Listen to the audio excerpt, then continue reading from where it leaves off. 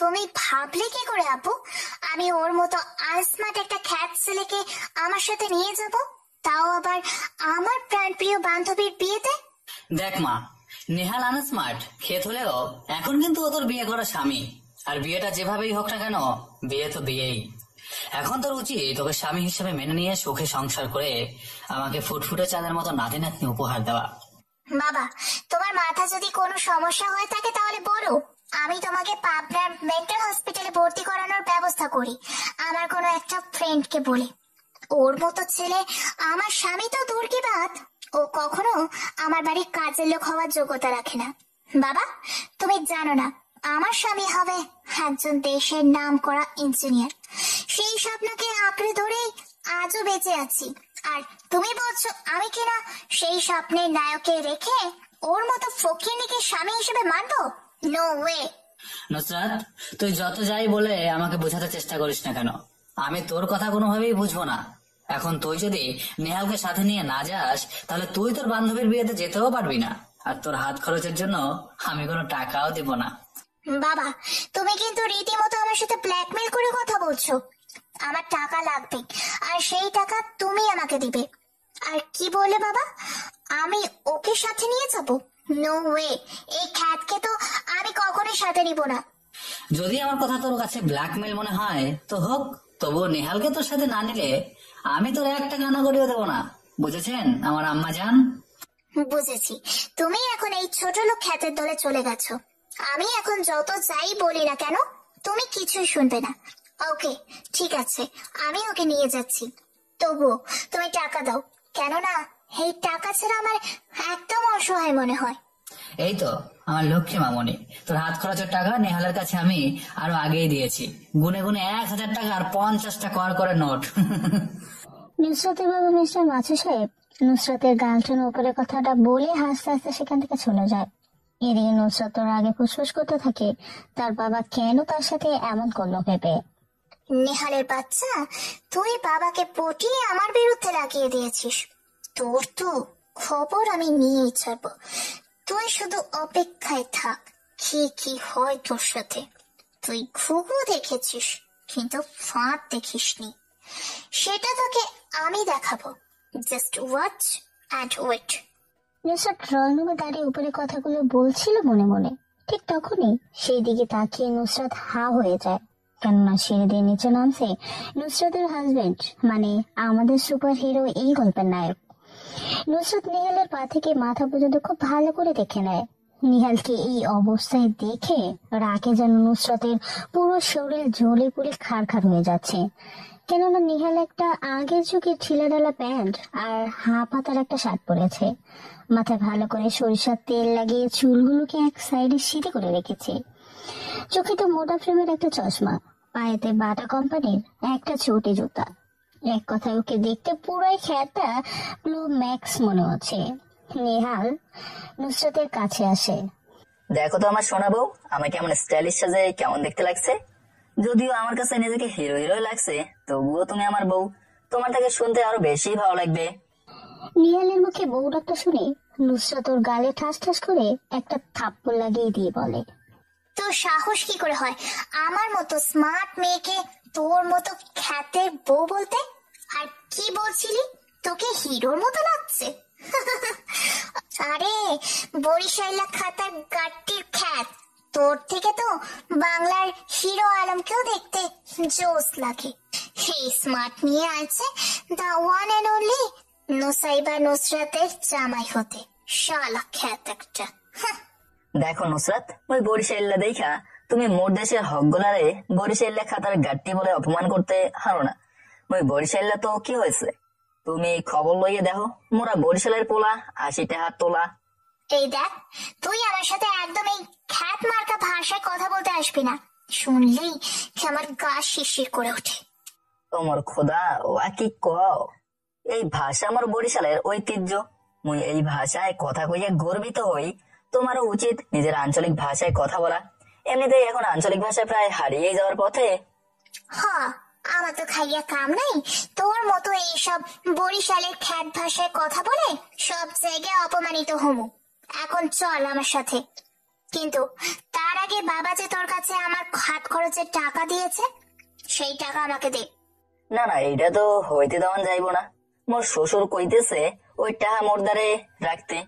তোমার যখন যেমনি টাকা লাগবো তখন তেমনি টাকা দিতে। মুই আবার বরিশালের পোলা, মুরব্বীদের অসম্মান করতে পারে না। নেহালের কথা শুনে নুসরাত তো আরো রেগে যায়। রাগে ফুসফুস করতে করতে যেই না নেহালের শরীরে হাত তুলতে যাবে, ঠিক সেই মুহূর্তে নুসরাতের বাবা মিস্টার মাথুর সাহেব এসে বলে, নেহাল যেটা বলেছে সেটাই ঠিক। আমি ওকে বলেছি টাকা ওর কাছে রাখতে। তোর যখন যেই টাকা লাগবে তখন সেই টাকা তুই ওর থেকে নিবি। নুসরাতের বাবার কথা শুনে নিহালকে আর থাপ্পড় দিতে সাহস করে না। বাবার কথা জবাবে বলে, বাবা, তুমি আমাকে বাদ দিয়ে ওকে বিশ্বাস করতে শুরু করেছো, তাই না? এখন তোমার কাছে আমার কোনো দাম নেই, তাই না বাবা? মারে, মেয়ের জন্য আদর ভালোবাসা বাবার কাছে কখনোই কমে না। তুই নেহালকে স্বামী হিসেবে মেনে নে, দেখবি সব ঠিক হয়ে গেছে। আর তুই অনেক সুখীও হবি, কেননা এই দুনিয়ায় তুই নেহালের মতো ছেলে আর দ্বিতীয়টা খুঁজে পাবি না। তুমি ঠিকই বলেছো, ওর মতো ছেলেকে সারা দুনিয়ার আর একটাও খুঁজে পাবা না, কারণ ওর মতো খ্যাত কেউ নেই। শালা আনস্মার্ট বরিশাইল্লা খাতার গাঠি। দেখো বউ, মোরে বারবার বরিশালে খেতার গাড্ডি বইলা অপমান করবে না। মোরা বরিশাল্লা হইলেও মগু একটা পাওয়ারফুল সম্মান আছে এক্সের, এই কথাহান মাথায় রাখবা। তুই যদি আমার সাথে এমন করে আর একটাও কথা বলিস তো আমি তোর জিভ টেনে ছিঁড়ে ফেলবো। কথাটা যেন মনে থাকে। শালা যত সব খ্যাত। আব্বু যে কেন আমার জীবনটা এইভাবে ধ্বংস করে দিল ওর সাথে আমার বিয়ে দিয়ে, আল্লাহ জানে। হে আল্লাহ, আমি কি পাপ করেছিলাম যে ওর মতো একটা আনস্মার্ট খ্যাত গ্রামের মূর্খকে আমার কপালে জুটিয়েছো। দেখো বউ, মোর নামে আল্লাহর দ্বারে নালিশ হইরা কোনো লাভ হইব না। আল্লাহ মোরে পছন্দ হইরাই তোমার স্বামী হিসেবে পাঠাই দিছে। এখন মুই অশিক্ষিত আনস্মার্ট তো কি হয়েছে, তুমি মোরে তোমার মনের মতন হইরা সাজিয়ে নাও। উফ আল্লাহ, আমি আর এই হনুমানটাকে একদম সহ্য করতে পারছি না। এই তুই আর একটাও কথা বলবি না। মই কথা হমনে কে? তুমি মোর বিয়ে হরা বউ, তোমার লাগে সব রকমের কথা বলার অধিকার মোর আছে। এখন এত কথা না বলে চলো তোমার বান্ধবীর বিয়েতে যাওয়া যাক। মারে, জামাই বাবাজি ঠিক কথাই কইছে। তুই এখন ওর লাগে নিয়ে আমিমের বাড়িতে যা, আমি একটু অফিসে যাব। বাবা, তুমি আমাকে ফাঁসিয়ে দিচ্ছ। আমি তোমাকে তো পরে দেখে নিব, আগে তো গিয়ে মিমের বিয়েটা খেয়ে আসি। নুসরাত কথাটা বলেই হনহন করে সেখান থেকে সোজা বাইরে চলে আসে, আর পিছে পিছে নেহালও চলে আসে। এদিকে নুসরাতের এমন কাণ্ড দেখে মিস্টার মাথুর সাহেব হাসতে হাসতে বলে, মারে, তুই আমাকে যেটা ভাবছিস আমি ঠিক সেইটা না। তোর জন্য আমি সবচেয়ে ভালো কাজটাই করেছি, যেটা তুই একদিন নিজের মুখেই বলবি। মাথুর সাহেব কথাটা বলে সে অফিসে চলে যায়। এদিকে নুসরাত গাড়িতে গিয়ে বসে। সেটা দেখে নেহাল যেই না গাড়ির দরজা খুলে বসতে যাবে অমনি নুসরাত জোরে একটা চিৎকার দিয়ে ওঠে, যেটা দেখে নেহাল তো অনেকটাই ভয় পেয়ে যায়। না, এটা হতে পারে না। কিরে, এত জোরে চিৎকার কেন করলো? এর আবার কি হলো? ওই বউ, তোমার আবার কি হলো? এমনি করে চিৎকার কেন করলে? এই হনুমানের নাতি, তোর মতো খ্যাত আমার এত দামি গাড়িতে উঠবে? গাড়ির ভিতরে তো গন্ধ ছড়িয়ে পড়বে। তুমি এটা কি শোনাইলা? তোমার কথা শুনে তো মোর কলিজাটাই শুকাইয়া গেল। আমি তোমার সাথে গাড়িতে না গেলে কিভাবে যাব? তুই একটা রিক্সা নিয়ে বা পায়ে হেঁটে হেঁটে আয়, আমার গাড়িতে তুই যেতে পারবি না, এটাই শেষ কথা। ঠিক আছে, তুমি তাহলে যাও, আমি রিক্সায় করে যেতে পারবো না। আমার বউয়ের এত দামি গাড়ি থাকতে। তার মানে তুই এই কথার মাধ্যমে আমাকে কি বোঝাতে চেষ্টা করছিস শুনি? কি আবার, এটা তো সিম্পল একটা কথা। আমি শুধু এখন শ্বশুরের কাছে গিয়ে কমো, তুমি মোড়ে লগে নিয়ে যাবে না, ব্যাস। মোর আর কিছুই কইতে হইব না, যা বলার সব শ্বশুর মশাই বলবেনি। নিহালের কথা শুনে নুসরাত একটু ভাবনায় পড়ে যায়, কেননা নুসরাত ভালো করেই জানে নিহালের কথা ওর বাবা খুব ভালোই শুনবে। তাই নুসরাত শত জল্পনা কল্পনা ছেড়ে নিহালকে সাথে নিয়ে যেতে রাজি হয়। ওই, তোকে আর কষ্ট করে আব্বুকে বলতে হবে না, এখন তাড়াতাড়ি গাড়িতে ওঠ। হ্যাঁ হ্যাঁ, বিপদে পড়লে যে বেড়ালো গাছে ওঠে এটা আজকে বুঝতে পারলাম। ঠিক আছে, এই কথাটা আগে বললেই তো আর সময় নষ্ট হতো না। নিহালের কথা শুনে নুসরাত আর কোনো জবাব না দিয়ে গাড়ি চালাতে শুরু করে। ঠিক 1 ঘন্টা গাড়ি ড্রাইভ করার পরে ওরা মিমদের বাড়িতে পৌঁছে যায়। নুসরাত নেহালের সাথে এর মাঝে একটা কথা বলেনি, তবে নেহাল সবসময় এটা ওটা বলেছে। দেখ, আব্বুর কথা আমি তোকে সাথে করে নিয়ে এসেছি। এখন তুই মনের ভুলেও আমার সাথে সাথে যাবি না। তুই আমার থেকে দূরে দূরে থাকবি। আমি চাই না তোর কারণে আমার বাকি সম্মানটুকু হারিয়ে যাক। নুসরাতের কথা শুনে নেহাল খুব ভালো করে বুঝতে পেরেছে নুসরাত ঠিক কি বোঝাতে চাইছে, তাই মনটা মলিন করে বলে, ঠিক আছে, তুমি যেমন চাইছো মুই তেমনই করবো। আর শোন, তোকে যদি কেউ জিজ্ঞেস করে তুই কে বা কোথা থেকে এসেছিস, তাহলে বলবি তুই চৌধুরী বাড়ির কাজের লোক। তোর সাথে আমার যে সম্পর্ক সেটা মনের ভুলেও বলবি না। মুই তোমার বিয়ে হওয়ার স্বামী, আর তুমি কই আসতেছো মুই কারো দ্বারে কইতে পারবো না এই কথা। হ্যাঁ, তুই যেটা শুনেছিস সেটাই। আমি যেটা বলেছি সেই কথা যেন তোর মাথায় থাকে। নুসরাত কথাটা বলেই সেখান থেকে চলে যায়, আর বেচারা নেহাল গোমরা মুখ নিয়ে বাড়ির ভেতরে চলে আসে। নেহাল বাড়ির ভেতরে ঢুকে বড়ির দিকে তাকিয়ে তো চমকে যায়। আর চমকে যাবেই না কেন বলেন? কারণ বরটা যে নেহালের। থাক, এখন বলবো না, পরে সবটা জানতে পারবেন। নেহাল পরের দিকে তাকিয়ে চোখ টিপ দিয়ে সেখান থেকে সরে যায়। আর মিমের বর মিস্টার মেহেদি খুব ভালো করে বুঝেছে নেহাল চোখ টিপ কেন দিল। নুসরাত গিয়ে মিমের পাশে বসে। কি দোলা ভাই, কেমন আছেন? আর মনটা এত মলিন করে রেখেছেন কি কারণে? এই তো শালিকা, আমি অনেক ভালো আছি। তা তুমি কেমন আছো? আর আমি কোথায় মনমরা হয়ে আছি? এই যে আমি একদম হাসি খুশি হয়ে আছি। তোমার এত সুন্দরী বান্ধবীর বর হতে চলেছি, তারপরে কি অসুখী থাকা যায়? সেটা তো একদম ঠিক কথা বলেছেন মিম।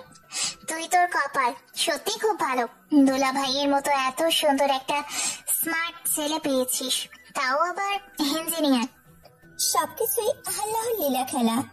আচ্ছা নুসরাত, তুই একা আসলি, কিন্তু তোর বরকে দেখছি না যে? ও, ওর কথা আর বলিস না। আমার বর তো দেশে নাম করা ইঞ্জিনিয়ার, একটু ঘরে বসে সময় পায় না। আমি তো ওকে রিকোয়েস্ট করলাম আমার সাথে তোর বিয়েতে আসার জন্য, কিন্তু সে আসতে চাইলেও কাজ থেকে আসতে দিল না।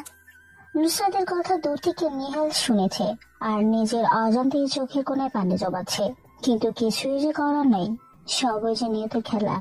আর নেহাল যে নুসরাতের জামাই সেটাও কেউ জানে না, কেননা বিয়েটা হয়েছিল গ্রামে। সেই ঘটনা আপনাদের অন্য একদিন শোনাবো, কেমন? ও কোনো ব্যাপার না। আচ্ছা নুসরাত, আমাদের বাড়িতে তো কোনো খ্যাত লোক আসার কথা না, তাহলে ওই খ্যাত ছেলেটা কে? মিম নেহালের দিকে ইশারা করে বলে। মিমের কথা শুনে নুসরাত ও মেহেদি দুজনে নেহালের দিকে তাকিয়ে আছে অবাক হয়ে। আরে দোস্ত, এটা একটা বিয়ে বাড়ি, তো এখানে ভালো মন্দ খাবারের জন্য তো ভিখারির মতো লোক তো আসতেই পারে। দেখ গিয়ে, ও কোনো বাড়ির কাজের লোক হয়তো। আরে শালিকা, এটা তুমি কি বলছো?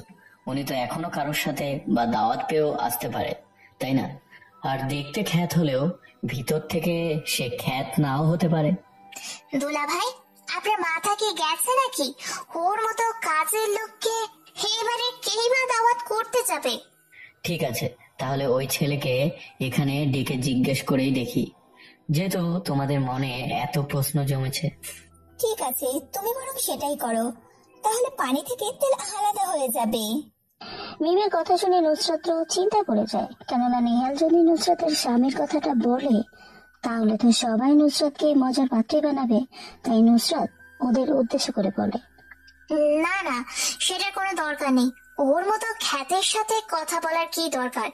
এসেছে কিছু খেয়ে চলে যাবে নি।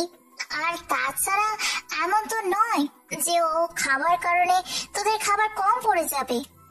আরে ইয়ার, সেটা না, তবে ওকে সেটা তো জানতেই হবে, তাই না? আর তাছাড়া আমি আমার বিয়েতে তো কোনো খ্যাতকে দেখতে চাই না। ওই, তুমি ওই খ্যাতকে ডাকো তো। এই যে ভাই, শুনছেন? একটু এইদিকে আসেন তো। মেহেদির ডাক শুনে নেহাল বুকে ফু দিয়ে ওদের কাছে আসে। নেহাল ওখানে আসলেই নুসরাত নেহালের পায়ে জোরে একটা লাথি দেয়, যেটার কারণে নেহাল চিৎকার করে ওঠে। আহ, কি হলো ভাই, আপনি এভাবে চিৎকার করলেন কেন? ও তেমন কিছু না, আসলে আমার পায়ের উপরে মনে মনে হাতের পা পড়েছিল তো তাই। তা আমাকে এখানে কেন রেখেছেন? দেখেন ভাই, এখানে যাই আছে সবাই আমাদের বউয়ের পরিচিত, শুধু আপনাকে চেনা যাচ্ছে না। তো আপনি কে বা কোথা থেকে এসেছেন? নেহাল কিছু বলতে যাবে তার আগে নুসরাত খপ করে বলে ওঠে, আরে তোমরা কি শুরু করেছো? হ্যাঁ, আমি তো বললামই ও কোনো বাড়ির কাজের লোক, খেতে মন চাইছে তাই এসেছে। ওই তুই চোখের সামনে থেকে সর তো, তোর পোশাকে যেই অবস্থা দেখলেই বমি চলে আসে। নেহাল আর কিছু না বলে সেখান থেকে সোজা চলে আসে। আর এদিকে নানান কথাবার্তার মাঝে দিয়ে পার হয়ে যায় কিছু সময়। এদিকে নেহাল হঠাৎ মিমের সাথে ধাক্কা খায়, যেটার কারণে মিম নেহালের গালে ঠাস ঠাস করে থাপ্পড় লাগিয়ে দেয়। নেহাল গালে হাত দিয়ে আছে, সাথে সবাই ওর দিকে তাকিয়ে আছে। লুচ্চা বেটা, মেয়ে দেখলে গায়ে পড়তে ইচ্ছে করে তাই না? দেখুন, মুই আপনারে দেখিনি, হঠাৎ এমনটা হয়ে গেছে, সরি। তো সরি আমি গুষ্টি কিলাই। ওই হারামজাদা, তোকে এখানে কেউ দাওয়াত করেনি, এসেছিস এমনি, তাও আবার মেয়েদের সাথে অসভ্যতামি করতে। মিমের কথা জবাবে নেহাল কিছুই বলতে যাবে ঠিক তখনই মিমের চাচাতো ভাই ওর বন্ধুদের নিয়ে আসে। কোনো কিছু না শুনে নেহালকে মারতে শুরু করে। নেহাল বিরতিহীন মার খেয়ে মাটিতে লুটিয়ে পড়ে। সবাই থামানোর চেষ্টা করলেও কেউ শুনে না কারো কথা। এই জন্য বিনা মেঘে বজ্রপাতের মতো অবস্থা। আকাশের বুকে কালো রং দেখলেই বজ্রপাত সুযোগ নেই।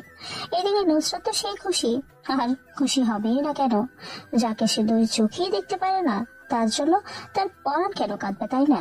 এদিকে মেয়েদের তো ঘোরের মধ্যে আছে, ও যেন বিশ্বাস করতেই পারছে না নিহাল এভাবে পড়ে পড়ে সবাই মার খাচ্ছে, যেখানে ইচ্ছে করলেই অনেক কিছু ঘটাতে পারত।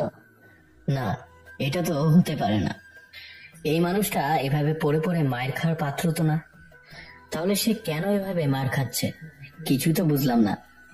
মেহেদি এসব কিছু ভাবছে, আর এদিকে পুরো বাড়িতে যেন হইচই পড়ে গেছে এই কাহিনী নিয়ে। অনেক সময় মারার পরে সবাই নিহালকে মারা বাদ দেয়, আর নিহালের কাছে থেকে সবাই সরে যায়। কি রে ছোট লোকের বাচ্চা, জীবনে বেঁচে থাকলে আর কি কোনো মেয়ের সাথে লুচ্চামি করতে আসবি?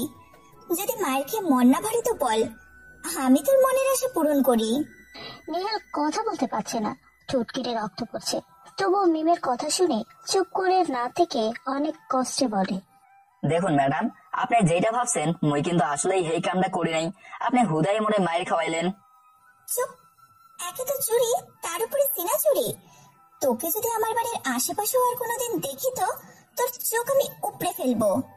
মিমের কথা শুনে নিহালের চোখে যেন আরো বেশি পানি চলে আসে। নিহাল নুসরাতের দিকে এক নজর তাকিয়ে ওর কাছে আসতে নিয়েও আসে না। কি একটা ভেবে বাড়ির বাইরে একটা গাছের নিচে গিয়ে বসে থাকে। এদিকে মিম, ছেলেটা কিন্তু আসলে কোনো অন্যায় করেনি, তাহলে তুমি তার সাথে শুধু শুধু এমন করলে কেন? দেখেছো তো তার শরীর থেকে রক্ত বের হচ্ছিল। আহারে, তোমার বুঝি ওই ফকিরের পোলার জন্য বুকটা ফেটে যাচ্ছে? আরে এতই যদি দরদ থাকে তো যাও না তার কাছে। তোমরা মেয়েরা আসলেই বোঝো কম, চিল্লাও বেশি। আমি কি একবারও সেই কথা বলেছি বলো? মেহেদের কথা শুনে মিম কিছু বলতে যাবে তার আগে নুসরাত বলে ওঠে, এই তোরা থাম তো, অনেক ঝগড়া বিবাদ করেছিস, চল এখন তোদের বিয়ের কাজ শুরু হয়ে যাবে। আর ছোট লোকদের সাথে সব সময় এমনটাই করতে হয়, না হলে ওরা মাথায় চড়ে বসে। চল।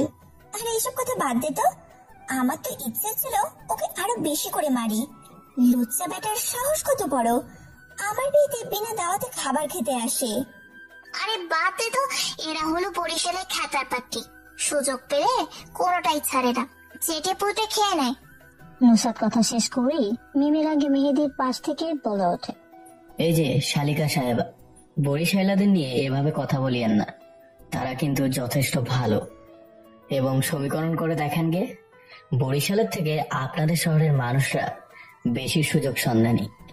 ওহো মিম, আমি তো ভুলেই গেছিলাম যে আমার দুলা ভাইটাও যে ওই বরিশাল দলের লোক। সরি ভাইয়া, আমি আসলে এমনটা মিন করে বলিনি। এভাবে ওদের মাঝে আরো অনেক কথা হয়। সবার উপস্থিতি মিম ও মেহেদির বিয়ের কাজ শেষ হয়ে যায়। বিয়ের কাজ শেষ হয়ে যাওয়ার কারণে নুসরাত মিমি থেকে বিদায় নিয়ে বাড়িতে যাওয়ার জন্য বের হয়। মিমি বাড়ি থেকে বেরিয়ে এসে দেখে নিহাল এখনো বাইরে গাড়ির পাশে আম গাছটার নিচে হেলান দিয়ে বসে আছে। নিহালকে দেখে নুসরাত বলে, কি রে বরিশাইলা খ্যাত, এত মার খেয়েও তোর বুঝি একটু শরম লজ্জা হয়নি? এখনো পড়ে পড়ে এই বাড়ির পাশে বসে আছিস? আসলে কুকুরের মতো তোর কোনো শরম লজ্জা নেই। কিতা করুম বলো, তোমারে রেখে যাইতে মন যে সাই দিল না, বড্ড বেশি ভালোবাসি যে তোমারে। চুপ, তোর ভালোবাসা নিকুচি করি আমি। আমার এই মনের ঘরে কোনো ভিখারির জন্য জায়গা নেই, আর কখনো হবেও না, বুঝেছিস তুই? তুমি মোরে এত সুন্দর করে বুঝাইলা, এখনো না বুঝলে বুঝতাম কখন। তুমি মোরে যেই রাত কও না কেন, মই এই দেহে প্রাণ থাকতে তোমাকে ছেড়ে যাচ্ছি না। নেহাল কথাটা বলে ঠোঁটের কোণে লেগে থাকা রক্ত মুছে গাড়িতে গিয়ে বসে। নুসরাত যেন নেহালের দিকেই তাকিয়েছে একধানে। ও যেন নেহালের যত কথাই শুনছে ততই যেন অবাক হচ্ছে। নুসরাত কোনো কথা বলছে না বলে নেহাল ডেকে বলে, কি গো বউ, তোমার আবার কিতা হইলো যে এইভাবে পুতুলের নাহাল দাঁড়াই আসো? রাত তো মেলাই হইলো, এখন চলো বাড়িতে যাওয়া যাক। না, কিছু না। ও হ্যাঁ, চল। নুসরাত নেহালের কথা শুনে উপরে কথাটা বলে গাড়ি নিয়ে বাড়ি থেকে রওনা দেয়। কিছু পথ আসার পরে নুসরাতের কেন যেন মনে হয় নেহাল তো এখনো কিছু খায়নি। তাই গাড়ি থামিয়ে জিজ্ঞেস করে নরম সুরে, আচ্ছা, তুই তো সবার মায়ের খেয়ে বাইরে এসেছিলি, সেই অনেকটা সময় হলো, তা পেটে কি দানা পানি কিছু দিয়েছিস নাকি এখনো না খেয়ে আছিস? নুসরাতের এই কথাটা শুনে নেহালের কেন জানি খুব ভালো লাগে। শত কষ্টের মাঝেও বুকের মাঝে ভালোবাসার ফুল ফুটে ওঠে। নেহাল আবেগী হয়ে বলে, কি আর করবো বলো, ঘরে বউ যদি তার স্বামীর জন্য না ভাবে, তাহলে হোটেলে সাজিয়ে রাখা খাবার কি করে পেটের কথা ভাববে? তোর মতো মূর্খের সাথে কথা বলাটাই ভুল। আমি তোকে ভালো কথা বললাম, আর তুই সেটা তেরা কথা বলে উড়িয়ে দিলি। তুই কি ভেবেছিস তোর এই আবেগ দেখে আমি তোর প্রেমের লাট্টু হয়ে যাব? আরে, এটা তো তোর মনের ভুল। আমি কখনো তোর মতো খ্যাতের প্রেমে পড়বো না। নুসরাত উপরে কথাটা বলে নেহালের দিকে তাকিয়ে মুখে একটা ভেংসি কেটে আবারও গাড়ি চালাতে শুরু করে। নুসরাতের গাড়ি চালানো দেখে নেহাল নিজের মনের সাথে কথা বলতে থাকে। সি নেহাল সি, তুই তো বেটা নিজেই নিজের পায়ে কুড়াল মারলি। বউ এত সুন্দর করে খাবার কথা বললো আর তুই সেটা মানা করে দিলি। আসলেই তোর ভাগ্যে বউয়ের ভালোবাসা জুড়বে না, শালা কামিনে কাহিকা। দেখতে দেখতে ওদের সকল ভাবনা চিন্তার মাঝে দিয়ে রাস্তা শেষ হয়ে গাড়ি নিয়ে বাড়ির কাছে এসে পৌঁছে যায়। নুসরাত গাড়ি পার করে সোজা রুমে চলে যায়।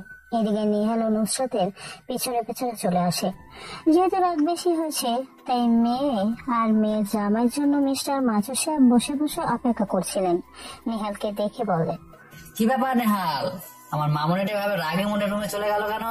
আমার সাথে একটা কথা বললো না, আমি তো কিছুই বুঝলাম না। আর নেহাল, তোমার মুখে রক্তের দাগ কেন? এই রে, এখন মই কিতা বলে শ্বশুরকে বুঝামো? আসলে আব্বাজান হয়েছে কি, বিয়ে বাড়ি থেকে আহনের সময় মোর লগে মোর সুন্দরী বউয়ের একটু ঝগড়া হয়েছে। তাই মোর বউ কলেজের টুকরা বউ পাখি এভাবে রাগ করছে। আর রক্তের কথা আর কি কমু, যেটা আমার কপালে লেখা সেটা তো ঘটবেই। দেখো বাবা, তোমার সাথে নুসরাতের ঝগড়া হয়েছে সেটা না হয় আমি মানলাম, এটা তো তোমাদের মাঝে হামেশাই হাতে রাহেতা হে। এখন এটা বলো, তোমার মুখে রক্ত আর কপালের সাথে লেখা এটার মানে কি? আসলে হয়েছে কি আব্বা, মই রাস্তা দিয়ে যখন হাঁটতেছিলাম তখন পিছন থেকে একখান গাড়ি এসে মোড়ে মাইরা দিছিল। মোর তেমন কিছু হয়নি, এই একটু মুখে রক্ত বের হয়েছে আর কি। কি বলছো তুমি? এত বড় অ্যাক্সিডেন্ট করেছো অথচ হাসপাতালে না গিয়ে এখানে কথা বলছো? আরে আব্বাজান, এমন টেনশনে পড়েন না তো, দেখেন মোর কিছুই হয়নি, মই একরে ভালাই আছি। আচ্ছা আব্বা, আপনি তাহলে রুমে গিয়ে ঘুমাই যান, মোর আবার মেলা কাম। তোমার যে কি কাম সেইটা আমি খুব ভালো করেই জানি, পারো তো শুধু আমার মেয়ের জারি খেতে। কি আর করুম আব্বাজান, আপনার মাইয়াটা এত রাগী যে মই তার লগে পেরেই উঠি না। তো এইখান কথা কি জানেন, মই আপনার মায়ের মন থেকে সব রাগ মইসা দেবো মোর ভালোবাসা দেখা। দেখেন, দোয়া করি বাবা তুমি যেন এটা করতে পারো, আর আমি খুব ভালো করেই জানি তুমি এটা করতে পারবে। আচ্ছা, তুমি তাহলে রুমে যাও, সকালে কথা হবে। ওকে আব্বাজান, শুভরাত্রি। ওকে মাই ডিয়ার সান, শুভরাত্রি। নেহাল সেখান থেকে রুমে এসে দেখে নুসরাত এখনো সেই সাজে আছে, এখনো পোশাক চেঞ্জ না করে। ও বউ, পোশাক পরিবর্তন না করে এমনি বসে আছো কেন? যাও গিয়ে ঠান্ডা পানি দিয়ে ফ্রেশ হয়ে আহো। এই দেখ, এমনিতে মন মেজাজ কিন্তু হাই লেভেলের গরম হয়ে আছে, তার উপরে তুই কি সব বলে আমার রাগ আরো বেশি মাত্রায় ওঠাস না, তাহলে কিন্তু তোর নিস্তার হবে না। এ তুমি কি কইতাছো? তোমার মেজাজ হাই লেভেলের হয়ে আছে? আচ্ছা তুমি দাঁড়াও, মই তোমার লাগে ফ্রিজ থেকে বরফ নিয়ে আই, তাহলে তোমার সব মেজাজ ঠান্ডা হয়ে যাইবো। নেহালের এমন কথা শুনে নুসরাত তো আরো রেগে ফায়ার হয়ে যায়, আর রাগের বশে নিজেকে কন্ট্রোল করতে না পারে বসা থেকে উঠে নেহালের কলার ধরে দেয়ালের সাথে ঠেকিয়ে নেয়। নেহাল তো নুসরাতের এমন ভয়ঙ্কর রূপ দেখে অবাক হয়ে যায়, কেননা নেহাল এর আগে নুসরাতকে এত রাখতে কখনো দেখেনি। তোর সাহস কি করে হয় আমার মুখে মুখে কথা বলার? হ্যাঁ শোন, আমার সাথে বেশি বাড়াবাড়ি করতে আসিস না, তাহলে তোকে কাঁচা চিবিয়ে খাবো। हाय हाय, क्या बात बोला तुमने। तुम्हारे ये बात हमें बहुत अच्छा लगा। শোনো বউ, মই তোমার বিয়ে করার স্বামী। তোমার মন যা চায় তুমি মোর লগে হেডাই করতে পারো, মই কোনো কথাই কমো না। अरे ध्यान तेरी, ओए बुढ़ी ख्यात, मेरे हस्बैंड होने का कोई औकात ही है नहीं तेरे पास। औकात है ना मेरे पास। আরে বউ, তোমার স্বামী হবার যোগ্যতা যদি মোর মাঝে নাই থাকতো তাহলে মই তোমার স্বামী কিভাবে হলাম? তোমার আমার জড়িত হয়ে যে ওই বিধাতা আমাদের জন্মের সময় লিখে রেখেছেন, এটা তো ভুলে গেলে চলবে না। নুসরাত নেহালকে ছেড়ে কোনো কথা না বলে সোজা ওয়াশরুমে চলে যায়। আর এদিকে বেচারা নেহাল বিছানায় বসে হাসতে থেকে নুসরাতের এমন কাণ্ড দেখে। বেশ কিছু সময় পরে নুসরাত ওয়াশরুম থেকে ফ্রেশ হয়ে আসে, একটু পরিপাটি হয়ে বিছানায় শুয়ে পড়ে। আর এদিকে নেহালও ঘুমানোর জন্য খাটে না শুয়ে সোফায় শুয়ে পড়ে। আপনারা অবশ্যই ভাবছেন নেহাল বউয়ের পাশে আরাম করে না শুয়ে সোফায় কেন শুয়ে আছে, তাই না? তাহলে চলেন সেই প্রথম রাতের কাহিনী থেকে ঘুরে আসি। নেহাল নুসরাতের বাড়িতে আসলে ও শ্বশুর রাতে নুসরাতের সাথে শুতে বলে। যদিও গ্রামে থাকতে নুসরাতের সাথে শোয়ার সৌভাগ্য নেহালের হয়নি, তাই শ্বশুরের কথায় লোভ সামলাতে না পেরে নুসরাতের বিছানায় এসে শুয়ে পড়ে। নুসরাত ওয়াশরুমে থাকায় নেহালকে দেখেনি। নুসরাত যখন ওয়াশরুম থেকে বেরিয়ে ওর বিছানায় নেহালকে দেখে, তখনই পুরো মাথায় আগুন ধরে যায়। দৌড়ে গিয়ে নেহালকে লাথি দিয়ে ফ্লোরে ফেলে দেয়, কেননা নেহাল মাত্র ঘুমের দেশে হারিয়ে গেছিল। ফকিনি বাচ্চা, তোর সাহস কি করে হয় আমার বিছানায় শোয়ার? হ্যাঁ, তোর সাহস দেখে পাচ্ছি না। আরে তোর কোনো যোগ্যতা আছে আমার বিছানায় শোবার? হ্যাঁ, এ তুমি কিতা কইতাছো? হ্যাঁ, মই তোমার বিয়ে করার স্বামী, তাহলে মই তোমার লগে থাকবো না তো কার লগে থাকবো কৌদহে? তোর যার সাথে মন চায় তুই তার সাথেই থাকবা, যা। I don't care. আমার শুধু কথাই একটাই, তুই আমার বিছানায় কেন, আমার রুমেও থাকতে পারবি না। এ আইসে মোরে মানা কারণেওয়ালা। দেখো বউ, মোর শ্বশুর খুব সুন্দর করে বইলা দিছে মই যেন তোমার লগেই থাকি। এখন তাহলে মই শ্বশুরের ধারে গিয়ে কই তুমি মোরে তোমার রুমে থাকতে দাও নাই। না না, সেটা করতে হবে না। আচ্ছা, তোকে একটা সুযোগ দিচ্ছি, তুই ওই সোফায় গিয়ে ঘুমিয়ে পড়। তবে একটা কথা মনে রাখ, ভুলে আমার দিকে বাজে মতলবে তাকাবি না, তাহলে তোর চোখ উপড়ে ফেলবো। নুসরাত নেহালের কাছে এসে উপরে কথাটা বলে, আর নুসরাতের এমন কথা শুনে নেহাল একটু কড়া কণ্ঠে বলে, এই নেহাল, গরিব খ্যাত মুখ্য আনস্মার্ট হতে পারে কিন্তু কোনো লুইচ্ছা না। শোনো, তোমার অনুমতি ছাড়া কখনো তোমার হাতও স্পর্শ করে দেখবো না, কথাটা মনে রেখো। একদিন তুমি নিজেই তোমার শরীরে স্পর্শ করার জন্য পাগল হয়ে যাবে, আফসোস সেদিন মোড়ে পাবে না। নেহাল কথাটা বলে নুসরাতের উপরে শুয়ে পড়ে। আরে তোর মেয়েরা, আপনারা খালি ওইটা ভাবেন, আসলে নেহাল নুসরাতের উপর দিয়ে বিছানা থেকে চাদর আর একটা বালিশ নিয়ে সোফায় ঘুমিয়ে পড়ে। আর এদিকে নুসরাত মনে মনে ভাবে, আমি নাকি আমার শরীর ওকে স্পর্শ করতে বলবো? হাহ, আরে পাগলের শোক মনে মনে, ওর হয়েছে তেমনই দশা। এই ছিল সেই দিনের কাহিনী। ব্যাস, সেদিনের পর থেকে নুসরাত বিছানায় আরাম করে আর নেহাল সোফায় গুটিসুটি হয়ে শুয়ে থাকে। সকালে নুসরাতের আগে নেহাল উঠে গিয়ে ওর শ্বশুরের সাথে বাইরে হাঁটতে বের হয়। দুজনেই একসাথে হাঁটছে। হঠাৎ নেহালের চোখ আটকে যায় একটা লোকের উপরে। লোকটাকে দেখে নেহাল একটা গাছের পেছনে লুকিয়ে পড়ে, যেটা নেহালের শ্বশুর খেয়াল করেনি। মাথুর সাহেবকে দেখে সেই লোকটি দাঁড়িয়ে বলে, আরে মিস্টার মাসুদ সাহেব, কি খবর তোর? সেই যে 5 বছর আগে দেখা হয়েছিল, আর তো তোর সাথে দেখাই নাই। কোথায় হারিয়ে গেছিলি? হ্যাঁ, চুপ কর, আমি তো ঠিকই আছি। তুই তো নিজের দেশকে ভালো না বেসে বাইরের দেশে চলে গেছিলি, তাহলে দেখা কিভাবে হবে? সেটাও তো কথা। আচ্ছা যাই হোক, তুই কেমন আছিস সেটা বল আগে। আলহামদুলিল্লাহ, আমি মেয়েকে নিয়ে খুব ভালোই আছি। তা তুই কেমন আছিস? এই তো আমিও বউ ছেলে মেয়েদের নিয়ে খুব সুখে আছি। আমরা সবাই দেশের বাইরে থাকি, এখানে শুধু আমার বজ্জাত ছেলে থাকে। কি ব্যাপার, তুই ইফতেখারকে বজ্জাত কেন বলছিস? আমি তো সেটার কিছুই বুঝলাম না।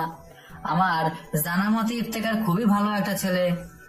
আর বলিস না দোস্ত, ওই বান্দরটা দেশে থেকে আমার সব ব্যবসা দেখাশোনা করে, আর ও একজন নামকরা ইঞ্জিনিয়ারও বটে। কিন্তু এখন হয়েছে কি, ইফতিকারের সাথে আমাদের একটু ঝামেলা হওয়ার কারণে ও এখানকার একটা মেয়েকে বিয়ে করেছে, তাও আবার আমাদের না জানিয়ে। সেটার জন্য আমি দেশে এসেছি, কিন্তু বান্দরটাকে কোথাও পেলাম না। পেলে ওর খবর করে ছাড়তাম। তা বল, তোর মেয়ের কি অবস্থা? হ্যাঁ ভালোই, নুসরাতের বিয়ে দিছি, আর মেয়ের জামাইকে আমার বাড়িতে ঘর জামাতা করে রেখে দিছি। ও, তাহলে তো খুব ভালো করেছিস। আচ্ছা তুই তাহলে থাক, আমি বরং একটু সামনে যাই। আরে কই যাস, দাঁড়া, নেহালের সাথে তো পরিচয় করিয়ে দেই। নেহাল, এ হলো আমার ছোটকালের বন্ধু রফিক। মাসুদ সাহেবের কথা বলা দেখে রফিক সাহেব আশেপাশে খুঁজতে থাকে। যেটা দেখে মাসুদ সাহেব পেছনে ফিরে তো অবাক, কেননা নেহাল সাথে নেই। কি ব্যাপার নেহাল, তো আমার সাথেই ছিল, তাহলে কোথায় গেল?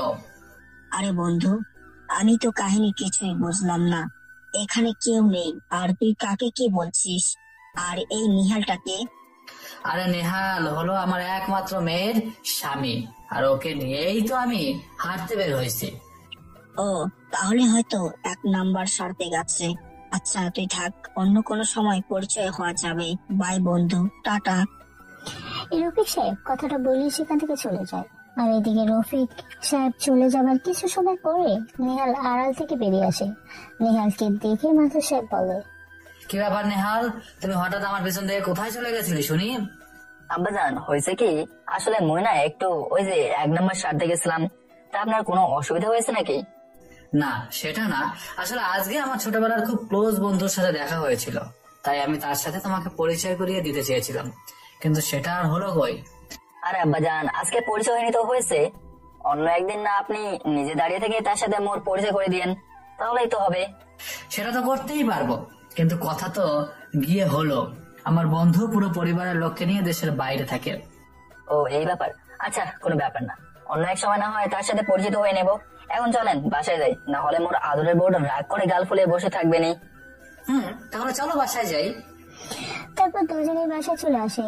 এদিকে নুসরাত ঘুম থেকে উঠে নেহালকে না দেখতে পেয়ে তো সেই খুশি, কিন্তু যেই না বাড়িতে আবার নেহালকে দেখে তখন আবারও মন খারাপ হয়ে যায়। নুসরাত মন খারাপ করে সোফায় বসে কফি খাচ্ছে। ঠিক তখনই আব্বাজান, মোর সুন্দরী বউটার হাসি খুশিতে ভরে থাকা মুখটা এমন মলিন কেন? হ্যাঁ, আমিও তো সেটাই বলতে চাচ্ছি। আচ্ছা নুসরাত, তোর কি হলো যে তুই এমন ভাবে মন মারা হয়ে বসে আছিস? বাবা, তোমার কি খেয়ে দিয়ে কোনো কাজ নাই? ওর মতো খ্যাতকে সাথে নিয়ে রাস্তায় বের হও, ওকে তোমার সাথে দেখলে সবাই কি বলবে? সে কি মা, এটা কি কথা? সবাই নেহালকে আমার সাথে দেখা বলবে, আমি আমার ছেলেকে নিয়ে হাঁটছি। বাবা, তোমাকে নিয়ে আর পারি না, থাকো তুমি তোমার খ্যাত মার্কার ছেলেকে নিয়ে, তোমার কাছে আমার তো আর কোনো ভ্যালু নাই। নুসরাত কথাটা বলে সেখান থেকে তেজ দেখে রুমে চলে যায়। আর এইদিকে শ্বশুর বেটের জামাই সিঁড়ির দিকে তাকিয়ে হাসতে হাসতে বলে, আব্বাজান দেখছেন, আপনার কথায় মোর আদরের বউটা কতক্ষণে রাগ করছে। মনে হচ্ছে তার রাগের উপরে এখন যদি মুরগির ডিম রাখা যায় তাহলে সিদ্ধ হয়ে যাবে অনায়াসে। তুমি যে কি বলো না। আচ্ছা তুমি বরং রুমে গিয়ে আমার মেয়েকে সাথে নিয়ে ফ্রেশ হয়ে নাস্তা করতে চলে আসো, আমি বরং তোমাদের জন্য খাবারের ব্যবস্থা করি। ঠিক আছে আব্বাজান, আপনি তাইলে সেটাই করেন, মই তাহলে রুমে গেলাম। নেহাল উপরে কথাটা বলে সেখান থেকে সোজা রুমে চলে যায়। নেহাল রুমে ঢুকেই দেখে নুসরাত রুমে নেই, ফ্রেশ হওয়ার জন্য ওয়াশরুমে গেছে। তাই সোফায় বসে নুসরাতের ফোনটা হাতে নিয়ে দেখছিল। এমন সময় নুসরাতের ফোনে একটা কল আসে। নেহাল ফোনের দিকে তাকিয়ে তো অবাক, কেননা ফোনের নাম লেখে মাইলা। ও এই ব্যাপার, মোর বউরানি তাইলে এই খিচ্চর ব্যাটার লাগা মোরে আপন করে না। বউ, তুমি তো মোরে চেনো নাই, মুইও দেখে নেবো তুমি মোরে কতদিন দূরে সরিয়ে রাখতে পারো। মুইও বরিশালের পোলা, মোরা হালেও আছি জালেও আছি। নেহাল উপরে কথাগুলো ভাবতে ভাবতেই কলটা কেটে যায়, আর ফোনটা যেখানে ছিল সেখানে রেখে দেয়। নুসরাত ওয়াশরুম থেকে বের হয়ে আবারও কল আসে। এবার নুসরাত ফোনটা হাতে নিয়ে নেহালের দিকে তাকিয়ে মুচকি একটা হাসি দিয়ে ফোনটা রিসিভ করে বালকনিতে চলে যায় কথা বলতে বলতে। নুসরাতের এভাবে কথা বলা দেখে নেহাল মনে মনে ভাবে, বউ তুমি যত খুশি কথা কইতে থাকো, তবে ভালো তো একদিন আমাকে তোমাকে বাসতেই হবে। এই খ্যাত ছেলেটা যে শুধু তোমার জন্যই দুনিয়ায় এসেছে। এদিকে নুসরাত হেসে হেসে কথা বলতেই যেন ব্যস্ত সেই ছেলেটার সাথে, আর এদিকে নেহাল বারবার নুসরাতকে বোঝাতে গিয়েও যেন না কামিয়াব হয় যে ওদের এখনই ওর বাবা নিচে যেতে বলেছে। কিছু সময় পরে নেহাল বুকের মাঝে 300 গ্রাম সাহস নিয়ে বলে, ওই শোনাবো, এখন একটু কথা বলা বাদ রেখে নিচে চলো, আব্বাজান অনেক আগে যেতে বলেছে, মুই আবার তোমার রেখা যেতে পারুম না। ওই হনুমানের বাচ্চা, দেখিস না আমি আমার বয়ফ্রেন্ডের লগে কথা বলতেছি, তুই এর মাঝে বিরক্ত করতেছিস। যা তুই, আমি যাব না। আর তোর সাথে আমি যাব সেটা ভাবলি কিভাবে? ওকে যেও না, তাদের মোর কি, হ্যাঁ মুই গিয়ে খেয়ে আসি, থাকো তুমি তাহলে। নেহাল কথাটা বলেই রুম থেকে নিচে চলে আসে। নুসরাতের কৌতম কথা না শুনে নেহাল নিচে এসে দেখে মিস্টার মাসুদ খাবার টেবিলে বসে আছে, খাবার সামনে নেই।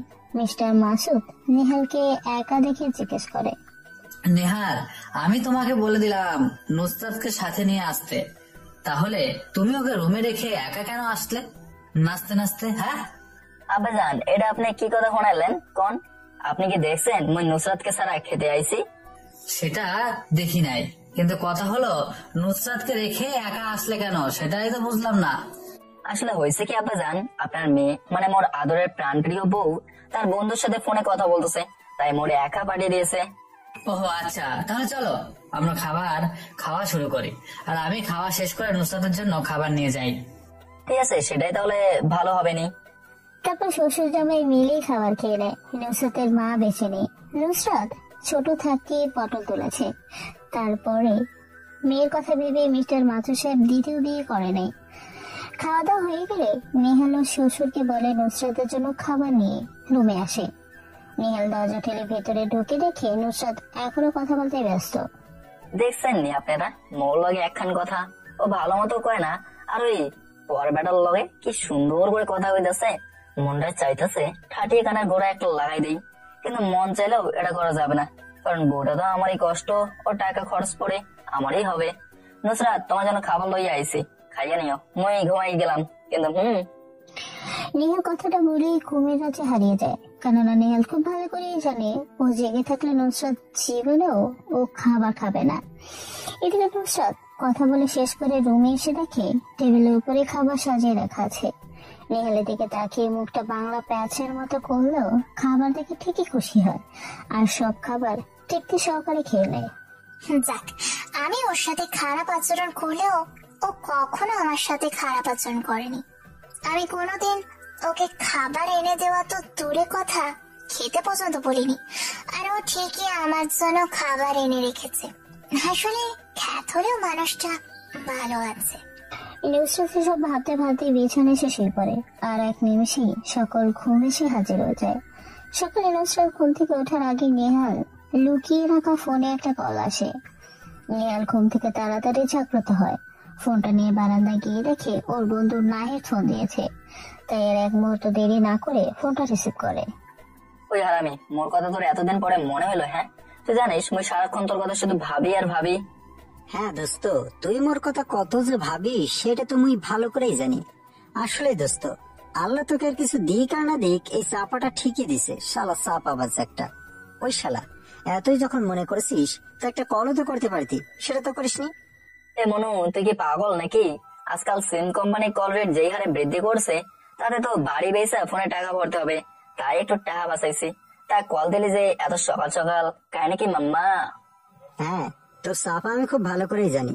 তোকে কল দিচ্ছি কারণ নদী এখন আমার সাথে ঠিক মতো কথা বলে না, ও অন্য ছেলের সাথে ডেটিং মারে। আমি খুব ভালো করেই জানি নদী তোর সাথে এমন করেনি, বরং তুই ওকে সন্দেহ করছিস, দেখে এইসব ভাবছিস। কি করব বল, ও কেন যে আমার সাথে এমন করে? আসলে খুব রাগী জেদি, আর কি বলবো। দেখ মাম্মা, মেয়েরা জেদি, রাগী, অভিমানী, একগুমি, ঘাড়তারা আর অনেক কিছু, এইসব কিছুকে মিলিয়ে তাকে তোর মনের মতো করে সাজিয়ে নিতে না পারিস, তাহলে সরি ব্রো, মেয়েদের মন বোঝার মতো ক্ষমতা তোর নেই। কেননা মেয়েরা লাইব্রেরিতে প্রকাশিত কোনো বই নয় যে তুই চাইলেই একের ভিতর সব পেয়ে যাবি। মেয়েদের দিকে কুনজরে নয়, বরং ভালো নজরে তাকা, তাদের সম্মান করতে শেখ, দেখবি ভালোবাসা তোর কাছে এমনি ছুটে আসবে। ভালোবাসার পিছনে তোরা ছুটতে হবে না।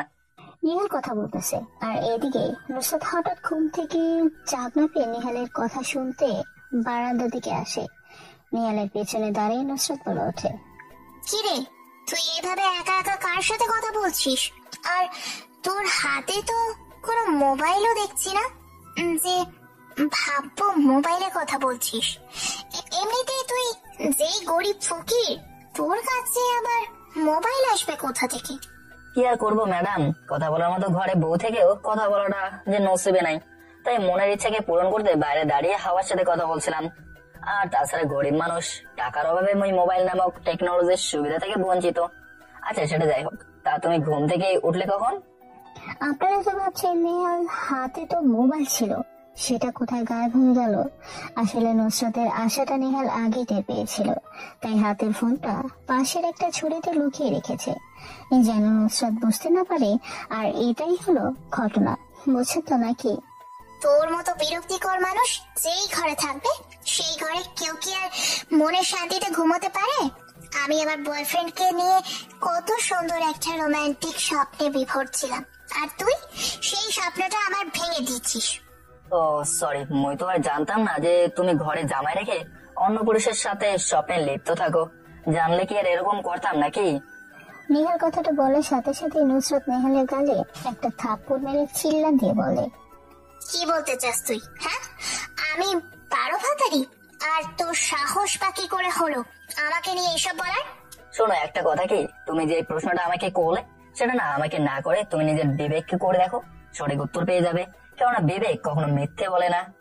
নেহাল কথাটা বলেই সেখান থেকে সোজা বাইরে চলে যায়। এদিকে নুসরাত নেহালের বলা সেই কথাটা নিয়ে ভাবতে থাকে, কিন্তু সেই ভাবনা বেশিক্ষণ থাকে না, কেননা সেই সময়ে আবার নুসরাতের বয়ফ্রেন্ড ফোন দেয় আর নুসরাত আবারও কথা বলায় ব্যস্ত হয়ে পড়ে।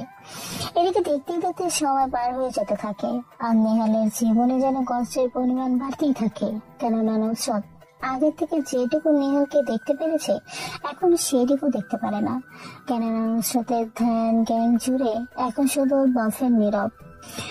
এখন আর প্রয়োজন ছাড়া নুসরাত নেহালের সাথে একটা কথা বলে না, সেটাও শ্বশুর বুঝতে পেরে যায় আর মনে মনে একটা সিদ্ধান্ত নেয়।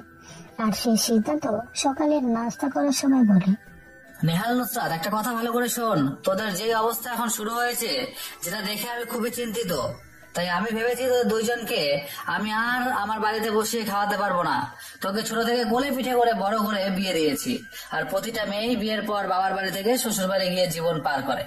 আমি তোদের জন্য অনেক করেছি, আর করতে পারবো না। জানি আমার এই কথাটা তোদের দুজনের মনে অনেকটা আঘাত আনবে, তবুও কিছুই করার নেই। বাবা, তুমি কি পাগল হয়ে গেছো? হ্যাঁ, আমি এই ফকিরের সাথে বাড়ি ছেড়ে যাব? আর তাছাড়া ও নিজের অন্যের বাড়ি কাজ করে খায়, থাকার মতো কিছু নেই। বাবা, আমি ওর সাথে যেতে পারবো না। তার চেয়ে বরং তুমি যদি চাও তো আমি তোমার চরণে আমার জানটাই দিয়ে দিব। আপাতত তোর জানের আমার কোনো দরকার নেই। আমি চাই আজকের মাঝেই তোরা দুজন আমার বাড়ি ছেড়ে চলে যাবি। মেয়ে বিয়ে দিয়েছি ঘরে বসে খাওয়ানোর জন্য না। নুসরাত ওর বাবার কথা শুনে মনটা গলিত করে ফেলে, চোখের কোণে নোনা পানি চিকচিক করছে, এই যেন বৃষ্টি হয়ে ঝরে পড়বে। নুসরাতের এমন অবস্থা দেখে নেহাল বলে, আব্বাজান, এটা আপনি কি কথা বলছেন? মই কিভাবে আপনার মেয়েকে নিয়ে যাব? তাকে আপনি সোনার চামচ মুখে করে বড় করছেন, মই তো তার লবণের চামচ মুখেও দিতে পারবো না। তার চেয়ে বরং আপনি নুসরাতকে আপনার কাছে রাখেন, সে যা করতে চায় সেটাই করতে দিন, মই না হয় চলে যাচ্ছি। নিজের বিয়ে করা বউ রেখে কোথায় যাবে তুমি? আর কি ভেবেছো? হ্যাঁ, তুমি যেতে চাইলেই আমি যেতে দেবো? আরে আমার মেয়েকে দরকার হলে তোমার সাথে হাত পা বেঁধে পাঠিয়ে দেবো। তুমি যদি গাছতলায় ঘুমাতে পারো তাহলে ওকে ঘুমাতে হবে, কেননা মেয়েদের সবচেয়ে সুখী আর নিরাপদ স্থান হলো স্বামীর বুক। নুসরাত, তুই তোর জিনিসপত্র নিয়ে নেহালের সাথে আমার বাড়ি থেকে বেরিয়ে যা। তোদের আমি আর আমার বাড়িতে দেখতে চাই না। মাসুদ সব কথাটা বলে পেছনে ঘুরে চোখের পানি মুছে যে না সামনের দিকে যেতে নেবে অমনি নুসরাত পেছন দিকে বলা উঠে, বাবা, আমি কখনো ভাবতেও পারিনি তুমি আমার সাথে এমন করবে। তুমি বাবা হয়ে যদি এতটা কঠিন হতে পারো তাহলে আমি তোমার মেয়ে হয়ে কেন পারবো না? বাবা, আমি চলে যাচ্ছি, তোমার একটা সুতোও নিব না।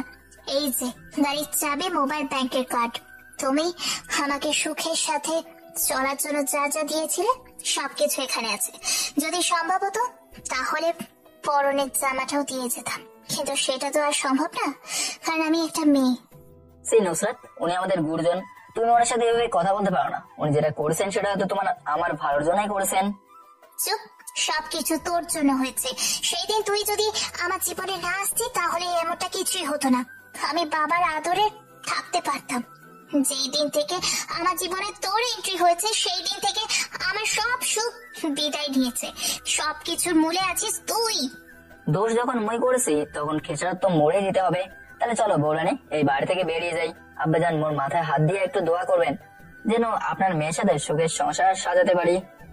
দোয়া করি বাবা, তোমরা দুজনে সদা সর্বদা সুখে থাকো, তোমাদের উপর থেকে যেন সব বিপদ দূর হয়ে যায়। শ্বশুর বেটের জামাইয়ের কথা আর কাণ্ড দেখে নুসরাত মনে মনে বলে, নেহালের বাচ্চা, তুই আমার জীবনটাকে নরকে পরিণত করেছিস। দেখ তোর জীবন আমি কোথায় নিয়ে ঠেকাই। তোর জীবনের কাউন্টডাউন শুরু, তুই শুধু দেখতে থাক কি কি হয়। এভাবে আরো অনেক কথা বলে নেহাল নুসরাতকে নিয়ে বাড়ি থেকে চলে আসে। দুজনে বাড়ি থেকে কিছুটা দূরে চলে আসার পরে, দেখ আমি এভাবে হাঁটতে পারবো না। খুব তো বাবাকে বলে আমাকে নিয়ে আসলি, তাহলে এখন আমাকে হেঁটে নিয়ে যাচ্ছিস কেন? একটা প্রাইভেট কার নিয়ে আয়, আমার পা ব্যথা করতেছে। আরে শোনাই গো আমার, তোমার পা ব্যথা করছে? ইস, আমি তোমার জন্য হেলিকপ্টার ভাড়া করছিলাম, কিন্তু কপাল তোমার খারাপ না আমার খারাপ সেটা বুঝতেই পারলাম না, কারণ এখানে আসার আগে সেই হেলিকপ্টারের তেল শেষ হয়ে গেছে। নেহালের এমন কথা শুনে নুসরাত নেহালের মুখের দিকে হাঁ করে তাকিয়ে থাকে আর মনে মনে বলে, শালা চাপাবাজ একটা, একে তো কিপটে, তার উপরে নতুন করে চাপাবাজি শুরু করেছে। ওই হেলিকপ্টার তেল শেষ হয়েছে তো কি হয়েছে, রিক্সা তো আর তেল শেষ হয়নি। দেখো বউ, এটা একটা বস্তি এলাকা, এখানে খালি মানুষ হেঁটে যাওয়া কঠিন, তাহলে রিক্সা কিভাবে আসবে? দেখ আমি কিন্তু এই দুর্গন্ধ একদম সহ্য করতে পারছি না। তুই তাড়াতাড়ি আমাকে এখান থেকে নিয়ে চল, আর একটু থাকলে আমি কিন্তু শেষ। দেখো বউ, তুমি মরে গেলেও মোর কিছুই করার নেই, কেননা এই বস্তিতে থাকা ছাড়া মই তোমার জন্য কিছু করতে পারবো না। এখানে মোর দাদা বাপ ভাই সহ 14 গোষ্ঠী থেকেছে, এমন মই বউ নিয়ে থেকে বংশের পরম্পরাটা অক্ষুণ্ণ রাখিব। না, একটা মাস ওর সাথে থাকতে হবে, আমার যত কষ্টই হোক না কেন। তারপরে ও দেশের বাহিরে থেকে আসলে আমি এখান থেকে ওকে লাথি দিয়ে চলে যাব। আচ্ছা চলো যাই। কি করব, হাতি গর্তে পড়লে যে চামচিকিতেও লাথি মারে সেটা তো আর আগেই শুনেছিলাম, আজকে সেটা নিজের চোখেই দেখতে পারলাম। বউ মাত্র তো শুরু, আগে আগে দেখো হোতা হে কিয়া তোমার সাথ। তোমাকে মোর বাবা মায়ের আদর্শ বউ করে গড়ে তুলতে যা করা লাগে মুই হেডেই করুম। এভাবে ওরা কথা বলতে বলতে বস্তিতে চলে আসে। ঘর পর্যন্ত আসলে নুসরাত 2 বার বমি করেছে, আর করবেই না কেন বলেন? যে মেয়ে কোনোদিন এমন পরিবেশে আসেনি, আর যারা প্রথম প্রথম ময়লা আবর্জনা বস্তিতে গেছেন তারাই ভালো বলতে পারবেন এখানে রেসপেক্টটা কতটা সুন্দর, যেন নাকি আসলে পেটের নাড়ি ভুড়ি বেরিয়ে আসতে চায়। নেহাল একটা ঘরের ভিতরে ঢুকে, বউ বাকি, এটা হলো মোর রাজপ্রাসাদ, আজকে থেকে এখানে তোমাকে থাকতে হবে। তবে হ্যাঁ, তোমার যদি থাকতে মন না চায় তো বলতে পারো, মই নিজে তোমাকে তোমার বাপের কাছে রেখে আমু। আরে গাধা, আমি কি তোর সাথে এমনি এসেছি নাকি? আমি তো তোর সাথে থাকতে নীরবের সাথে যেতে পারবো দেখেই এসেছি, না হলে তোর সাথে আসতে আমার বয়েই গেছে। কোনো ব্যাপার না, কারণ মই বিশ্বাস করি সবকিছু জোর করে পাওয়া গেলেও কখনো ভালোবাসা পাওয়া যায় না। তুমি যদি সত্যি নীরবকে ভালোবাসো তুমি নিজে তোমাকে তার হাতেই তুলে দিয়ে আসবো। আমি ওকে আমার জীবনের থেকেও বেশি ভালোবাসি, ওকে আমি কখনো বলতে পারবো না। ওর সাথেই আমার বিয়ে হতো, শুধু তোর জন্য হয়নি। সেদিন আমি সবকিছু সাজিয়ে রেখেছিলাম যেন নীরব যখন আমাকে বিয়ে করতে চায় বাবাকে বলে আর বাবা ওর সাথে আমার বিয়ে দেয়, কি না সেটা হলো না। নীরবের আগেই তুই সেখানে এসে হাজির হলি। কি করবো বলো, তোমাকে যেদিন প্রথম দেখেছিলাম সেদিনই মনে প্রাণে ভালোবেসেছিলাম, তাই তো সেদিন দূরে দাঁড়িয়ে থাকতে পারিনি। যাই হোক, মই না হয় একতরফা ভালোবাসা নিয়ে বেঁচে থাকবো, তুমি তোমার ভালোবাসা অপূর্ণতা পাবে, এটা মই বলছি। এখন বসো, তোমার জন্য খাবার নিয়ে আসি। তোর খাবার আনতে হবে না, তুই যেই খাবার আনবি সেই খাবার আমার গলা দিয়ে নামবে না। ঠিক আছে, তাহলে তুমি না খেয়ে থাকো, মই আবারও না খেয়ে থাকতে পারে না। মই গিয়ে তাহলে খেয়ে আইসি। নেহাল কথাটা বলেই সেখান থেকে চলে আসে আর ফোন করে ওর শ্বশুরকে সবটা জানিয়ে দেয়। নেহাল রাস্তার পাশে একটা হোটেল থেকে পুরি ও সিঙ্গারা খেয়ে নুসরাতের জন্য পার্সেল করে নিয়ে আসে। নুসরাতকে না দেখিয়ে টেবিলের উপর রেখে দেয়। এরাতে নেহাল একটা পাটির নিচে মেঝেতে শুয়ে পড়ে আর নুসরাত চকিতে। নুসরাত কেমন বিরক্ত বোধ মনে করছে, কারণ চৌকিতে শুয়ে নুসরাত যেদিকেই যাচ্ছে চৌকি মধুসূরি গান গাচ্ছে, কিচির মিচির কিচির। এক পর্যায়ে নুসরাতের যেন মনে হচ্ছে চৌকিটাকে দা দিয়ে কুপিয়ে কুপিয়ে হত্যা করি। এমনিতেই পেটে ক্ষুধার জ্বালায় মরি মরি ভাব, সেখানে আবার এই চৌকির অত্যাচার। শালা হনুমান আমার জন্য কিছু নিয়েও আসেনি, একাই খেয়ে এসেছে। ঘরে বউ না খেয়ে আছে, সেই দিকে একটুও খেয়াল নেই। নুসরাত এসে বলছে আর ঘরের চারিদিকে চোখ বোলাচ্ছে। নুসরাত হঠাৎ টেবিলের উপরে দেখতে পায় একটা প্যাকেটে রাখা, তাই দৌড়ে গিয়ে প্যাকেট খুলে ফেলে। খাবারগুলো দেখে আর দেরি না করে খেয়ে ফেলে। তারপর মনে শান্তি আর পেটে তৃপ্তি নিয়ে ঘুমিয়ে পড়ে। সকালে নুসরাত ঘুম থেকে উঠে পড়ে মানুষের কথাবার্তা শব্দে। 2 হাত দিয়ে কান চেপে ধরে আছে নুসরাত, তবুও যেন শব্দ কমছে না। চৌকি থেকে নেমে দেখে নেহাল নাই, তাই কাপড় ঠিক করে ঘরের বাইরে এসে দেখে নেহাল রান্নাঘরে রান্না করতেছে। মাটির চুলায় লাড়কি দিয়ে আগুন জ্বালানোর চেষ্টা করছে, কিন্তু জ্বলছে না, শুধু ধোঁয়াই হচ্ছে।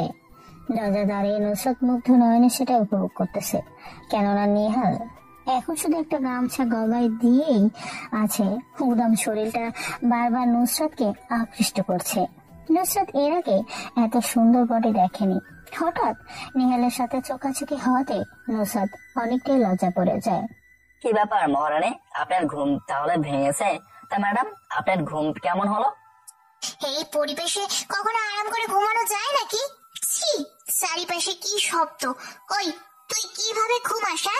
কি করব বলো, গরিব মানুষকে তো সব জায়গায় মানিয়ে নিতে হয়। সেখানেই রাত সেখানেই কাত, তাতে মাথায় বালিশ হোক বা এটা হোক, মনের সুখে গভীর ঘুম। তুইও যেমন খ্যাত, তোর ঘুমও তেমন খ্যাত। আচ্ছা, একটা কথা বলবো, তুই আবার কিছু মনে করবি না তো? বিয়ের রাত থেকে কত কথা বললেন, তাই রাগ করলাম না। তাহলে আজকে একটা কথায় রাগ করবো কেন? তা বলো, কি বলতে চাও?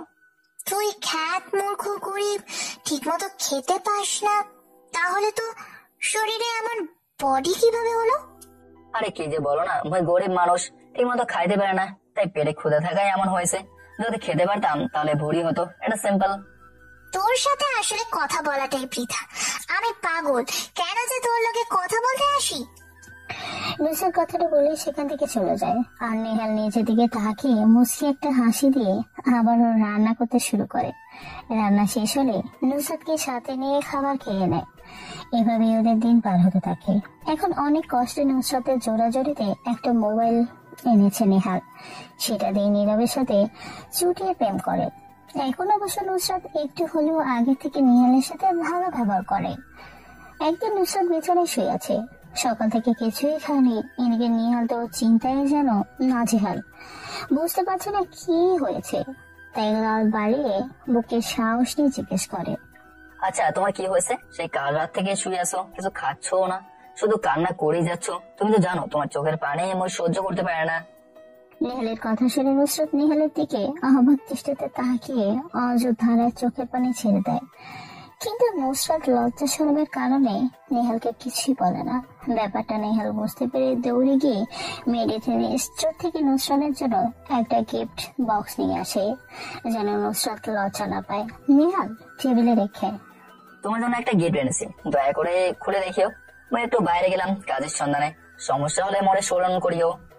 নেহাল কথাটা বলি সেখান থেকে চলে যায়। আর এদিকে নুসরাত পেটের ব্যথায় কাতরাচ্ছে আর গুনগুন করে বলছে, বাবা আমাকে এমন একটা মূর্খ ছেলের সাথে বিয়ে দিল, যে বউয়ের কখন কি লাগবে না লাগবে বোঝে না। আল্লাহ, তুমি আমার কপালে স্বামী কেন জোটালে?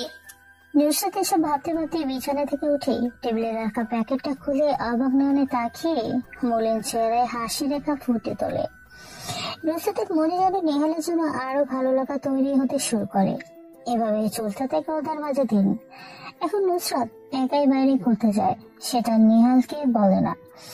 একদিন নুসরাত নীরবের সাথে দেখা করতে যায়, দুজনে জমে আড্ডা দিচ্ছে। এমন সময় কিছু গুন্ডা আসলে নীরব নুসরাতকে রেখে ভয় পালিয়ে যায়। এড়িয়ে ভয় নুসরাতের তো কলেজায় পানি নেই। এমন সময় কোথা থেকে হুট করে নেহাল এসে নুসরাতের সামনে দাঁড়ায়। এক কথা দুই কথা নেহালের সাথে বাড়াবাড়ি লেগে যায়। নেহাল সবাইকে মেরে মাটিতে লুটিয়ে দেয়। ওরা সবাই দৌড়ে পালিয়ে যায়। নেহালের হাত থেকে রক্ত পড়া দেখে নুসরাতের অন্য ছেড়ে নেহালের হাতে বেঁধে দিলেই নেহাল হাত সরিয়ে নিয়ে সেখান থেকে চলে যায়। ব্যাপারটা নুসরাতকে খুব কষ্ট দেয়, আর মনে মনে নিরাকুত গালিগালাজ করতেই থাকে নুসরাত। নুসরাত বাসে এসে দেখে নেহাল রান্না করতেছে। আচ্ছা, তখন হাত থেকে রক্ত পড়ছিল, আমি বেঁধে দিতে নিলেই তুমি হাত সরিয়ে চলে আসলে কেন? বাবা, তুই থেকে সোজা তুমিতে। যাই হোক, কি আর করবো বলো, তুমি আজ বাদে কাল অন্যের হয়ে যাবে। ওই শুধু শুধু মায়া বাড়িয়ে কি করবো, তার চেয়ে বরং এমনি ভালো। আর তাছাড়া রক্ত পড়তে পড়তে নিস্তেজ হয়ে গেলেই ভালো, হয়তো তখন আর কারো বিরক্তের কারণ হয়ে উঠবো না। ব্যাপারটা কি আমার কাছে খুব ভালো লেগেছে। তুমি না সবসময় এক সাবজেক্ট বেশি বোঝো। আরে আমি কবে কার হয়ে যাব তার ঠিক ঠিকানা নেই, কিন্তু এখন তো আমি তোমার বউ হয়ে আছি, তাই না? অন্যের থেকে আমার প্রতি এখন তোমার অধিকার বেশি। দেখো নুসরাত, তুমি মোর ধারে 1 মাস থাকতে চেয়েছো, মুই তোমাকে 1 মাস যেভাবে পারে আঁকড়ে রেখেছি। এখন তুমি অন্য কারো হয়ে যাবে, তাই শুধু শুধু কেন মায়া বাড়াচ্ছ? জানো, এই মায়া জিনিসটা খুব খারাপ। যার জীবনে একবার এন্ট্রি নেয় তার জীবনটা তছনছ না করে ছাড়ে না। রুমে যাও, আমি খাবার বেড়ে দিচ্ছি। নেহালের কথা জবাবে নুসরাত আর কিছুই বলতে পারে না। আর কোন মুখ নিয়ে বা কথা বলবে? এতদিন একটু ভালোবাসা পাবার জন্য নেহাল ওর পিছে পাগলের মতো ঘুরেছে, কিন্তু পেয়েছে শুধু অবহেলা আর অত্যাচার, কষ্ট।